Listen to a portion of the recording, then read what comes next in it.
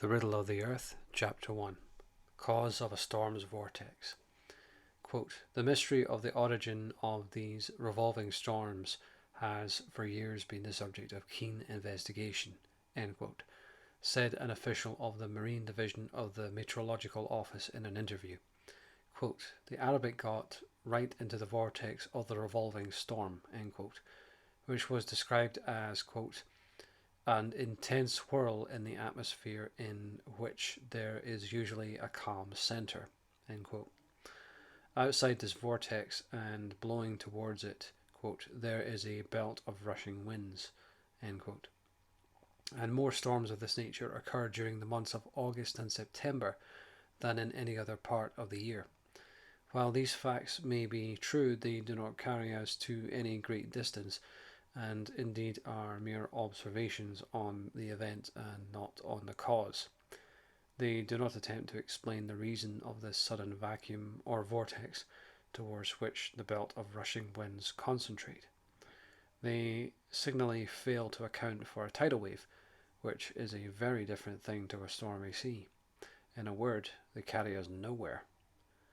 We know that the air follows the same general principle as the sea, that is, it consists of waves and moves and currents. Now, when a tidal wave is set up in the ocean or sea, it is evident that somewhere and by some means a considerable displacement of water is the immediate cause, just as a stone thrown into a pond sets up a miniature tidal wave. A vacuum has been created in the waters, and these thrown violently aside form a tidal wave.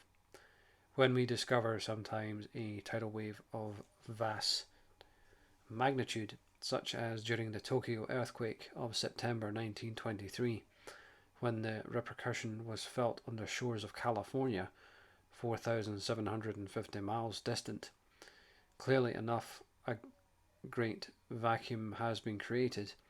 I think there should be enough of a great vacuum has been created, and consequently a colossal displacement of the waters. The same principle must apply to the air vacuum.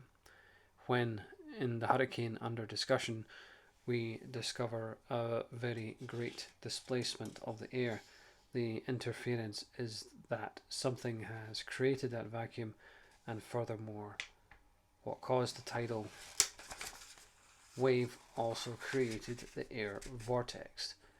The further logical assumption is that to create a tidal wave, some solid bodily struck the ocean. What solid body could be hurled through space, capable of causing an earthquake, an air vacuum, a hurricane, and a tidal wave? The explanation I shall propose is that the original movement was a meteor impact.